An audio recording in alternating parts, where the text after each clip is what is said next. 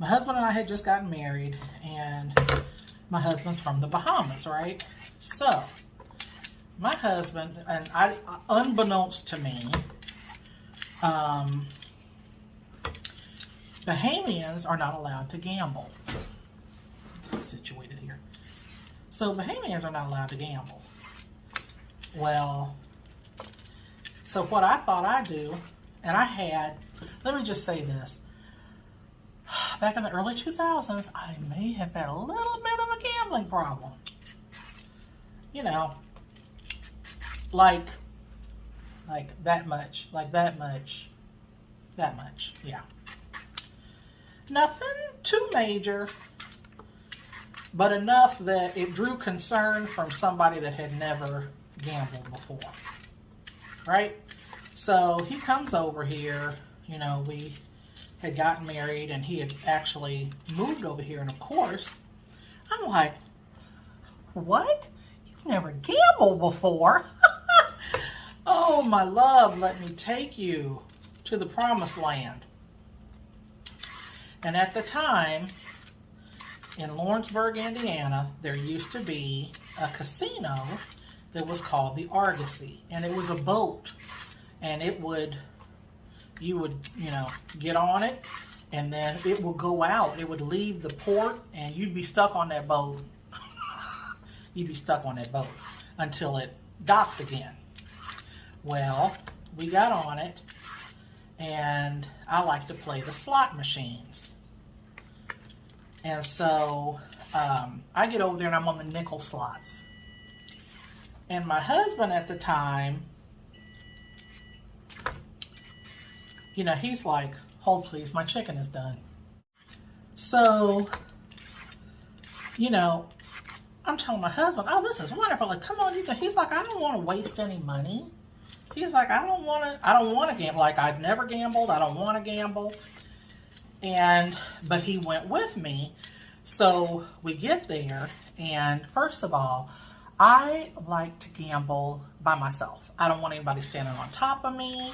I don't want anybody standing behind me. None of that, right? So I turned around and I said, because he was sitting next to me and fussing. And he's making me unlucky. He was making me unlucky is what he was doing.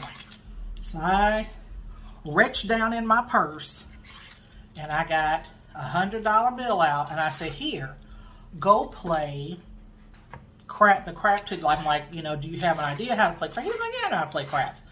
Not on a professional level, clearly not, you know. But he said, I know how to play craps. I said, okay, well, go do that instead of hovering over on top of me. So he leaves. He's gone for 20 minutes maybe.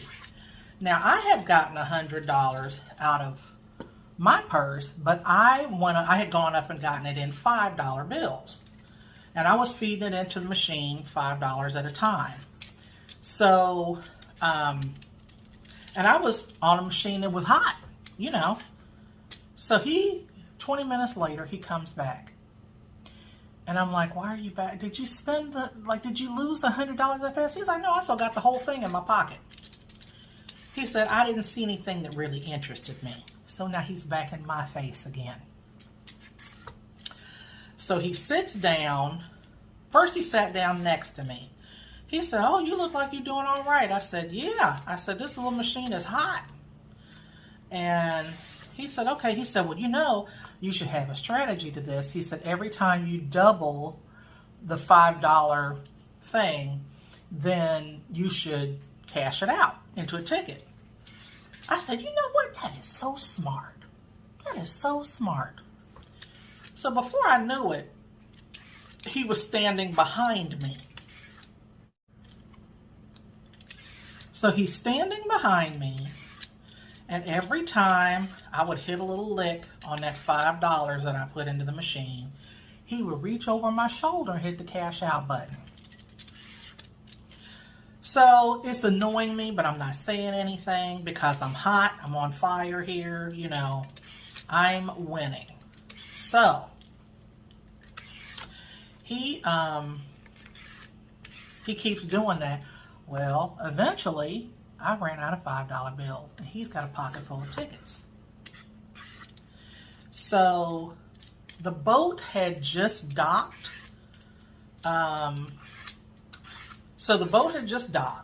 And I said, hey, I'm going to need some of them tickets back. Because this machine is hot. It's hot. You don't leave when the machine's hot. That's crazy. That's crazy talk. Any gambler knows. You don't leave when the machine is still hitting. My husband said no. He said, you're not getting the tickets back. He said, because you're up now. He said, we've won. He's like, you made like $300, close to $300 in tickets, plus he still had his $100 where he hadn't used it to gamble. So I said, no, this machine's still hot. Give me some tickets. So he turns around and walks away, starts to walk off, starts to walk towards the door to get off of the boat, right? So I told this little woman sitting next to me, I'm like, can you watch this spot for me just for a second? I'll be right back. I put the little cup on top of the handle, and I went walking behind him, talking to him the whole way. And it sounded like this. Give me $20. Give me a $20 ticket. Just give me $20. Just give me 20 bucks. Give me 15. Give me one of the $15 tickets. Okay. Give me 5. He has not stopped. Okay. He's not stopping to talk to me. He is still moving at a relatively brisk pace towards the front door. And I know that if he makes it onto the tarmac, see, once you get off the boat, you got to go up there and get ticketed again. It's a jaunt. Like it's up there, right? We get to, so there's the doors, there's the little opening there, and then there's another set of doors, and then you're off the boat. So we get to I literally sound like a crackhead. Give me $20. Give me $15. Okay, just fine. Give me $5. So he said, I am going to the car. He is like, we are now leaving. You are up. Call it a win. That's it. We get to, let me just also say this, that other than that cash that I had on me, I had given him my checkbook and my cards when we got on the boat for safekeeping, because let me remind you, I had a little bit, I don't have now.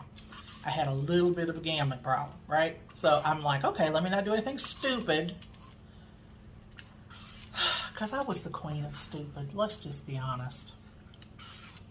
So he gets to the front door, and I know that if I step outside onto the little tarmac area, that's it. Like, that's it for me. Can't come back, blah, blah, blah. So he goes outside the first set of doors, and this is where I started this. Give me my money. That's my money. Give me my money. That man turned around and looked at me. If looks could have killed, that would have been all she wrote. He said, if you don't get your yellow ass to the car expeditiously, he said, I have the car keys, and I know where the car is parked, and I have all the money. He said, then you will be trying to find a way back to the house. He was like, and I mean it. He's like, so you better come on. So I didn't have any choice but to leave. So we go outside, and the whole time walking to the car, I can't believe that he's like, and he turned around, he said, we got in the car. He said, let me tell you something. He said, I will never come back down here with you again. He's like, not never, never, ever. He said, if I see that there's a withdrawal at the Argosy, he said, if I think that you've been down here putting money into these machines. He said, there's going to be a problem.